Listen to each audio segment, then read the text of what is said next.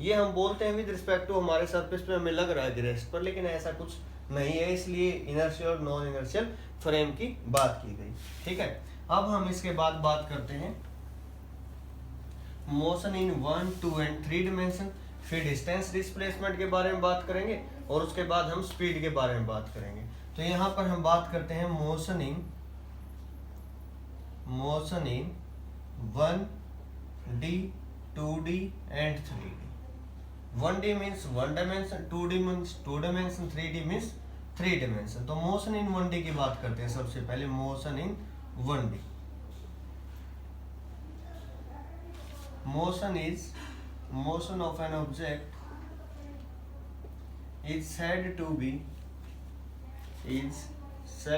be one dimensional if one out of three coordinates are required to specify the position of the object। किसी object की position को specify करने के लिए जितने कोऑर्डिनेट की रिक्वायरमेंट होगी उसको हम बोलते हैं। यहाँ पर एक कोऑर्डिनेट की रिक्वायरमेंट तो motion in 1D। For example a moving बस ऑन ए स्ट्रेट पाथ। ठीक है, ए मूविंग बस on a straight road। तो इस केस में हमें सिंपल एक ही कोऑर्डिनेट की रिक्वायरमेंट होगी। अगर मैं यहाँ पर बोलूँ ये O है, यहाँ पर 5 मीटर 10 मीटर, तो हमें सिर्फ x की रिक्वायरमेंट हो रही है, y की यहाँ पर कोई नीड नहीं है। ठीक है, अब हम बात करते हैं मोशन इन 2D। 2D के अंदर हमारे पास क्या होगा, स्टेटमेंट वही सेम है, 1 की बजाय क्या आ जाएगा 2।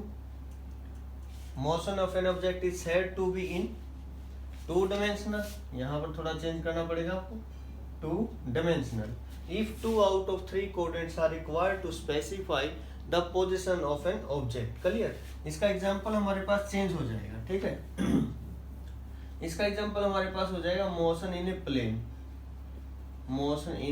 प्लेन, या फिर मैं बात करूं यहाँ पर insect crawling on A floor.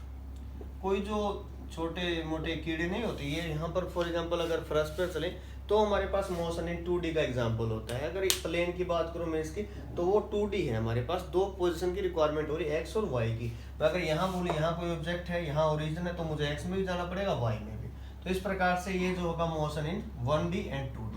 अब हम बात करते हैं मोशन इन 3D। 3D के केस में हमारे पास क्या हो जाएगा, motion of an object is said to be in 3 dimensional या फिर 3D if 3 out of 3 all these coordinates are required to specify the position of an object। Clear, for example कोई kite है या फिर कोई बर्ड है, aeroplane है, उनके बारे में अगर बात करें तो वो सब किसके एग्जांपल, 3D के एग्जांपल है। ठीक है, तो इस प्रकार से हमारे पास 1D 2D 3D के बारे में हमारे पास क्लियर हुआ।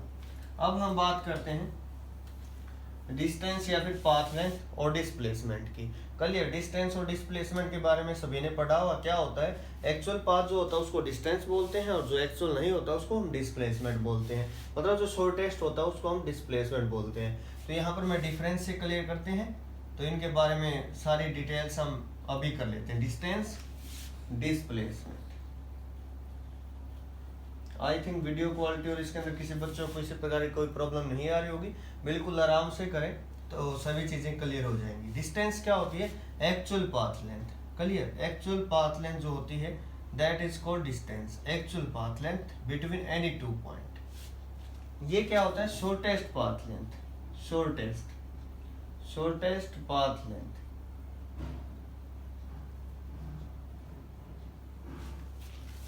नंबर 2, डिस्टेंस जो हो गए हमारे पास, डिस्टेंस मे बी इक्वल और ग्रेटर देन डिस्प्लेसमेंट। डिस्टेंस जो होगी वो डिस्प्लेसमेंट से या तो ज्यादा होगी या उसके इक्वल होगी। सिमिलर यहाँ से अगर हम बात करें, जो डिस्प्लेसमेंट होगा दैट कैन बी इक्वल और less than displacement, less than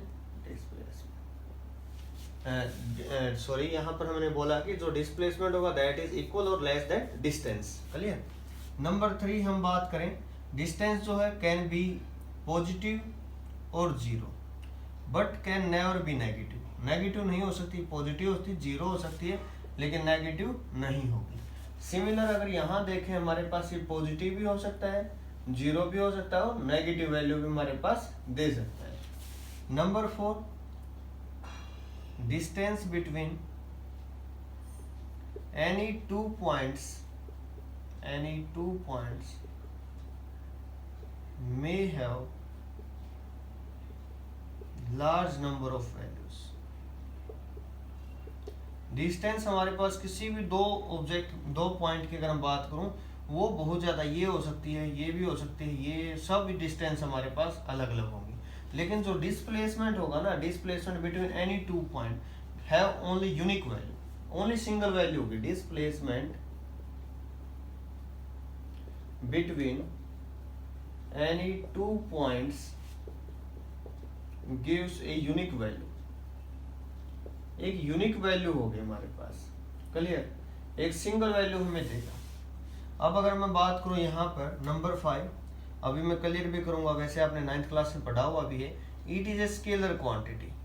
ठीक है, ये जो हमारे पास एक स्केलर क्वांटिटी है और ये हमारे पास क्या है, एक वेक्टर क्वांटिटी। Vector quantity. तो ये हमने इसके कुछ डिफरेंस पढ़े, डिफरेंस से हमने इनके बारे में जाना, डिस्टेंस और डिस्प्लेसमेंट में। अब हम कुछ एग्जांपल से इनको क्लियर करेंगे तो हमें और अच्छे से क्लियर हो जाएंगे। स्केलर का आप सभी को पता ही होगा, स्केलर क्वांटिटी क्या होती है और वेक्टर हमारे पास क्या होती है। ये कंप्लीट चैप्टर हम बिल्कुल डिटेल में पढ़ेंगे। Dot product, cross product, projection of vector on other vector. ठीक है, इस टाइप से हम सभी करेंगे। अभी एक बार के लिए मैं आपको क्लियर कर देता हूँ। जो स्केलर क्वांटिटी हमारे पास होते हैं, स्केलर क्वांटिटीज, ये वो क्वांटिटीज होती हैं जिनके अंदर सिर्फ क्या होता है, ओनली मैग्नीट्यूड होता है। Only magnitude gives no idea about direction. Direction के बारे में कोई आइडिया हमें नहीं देते। अगर मैं बात करूं वेक्टर क्वांटिटी की, वेक्टर हमारे पास क्या होता है, वेक्टर क्वांटिटी की अगर हम बात करें, वेक्टर क्वांटिटी हमारे पास अगर हम बात करें तो वेक्टर क्वांटिटी वो होती है जिनके अंदर मैग्नीट्यूड होता है। नंबर 2 डायरेक्शन होती है। नंबर 3 वो वेक्टर के जो रूल है ना, वेक्टर अलजेब्रा, उनको भी ओबे करता है। वेक्टर अलजेब्रा जो है, वेक्टर एडिशन के जो लॉ हैं उनको भी ओबे करता है। इसके हमारे पास डिस्टेंस है, स्पीड है, वर्क डन है, इस टाइप से। अगर इसके मैं बात करूं तो वेलोसिटी है, डिस्प्लेसमेंट है, एक्सेलरेशन है, फोर्स है, एटसेट्रा।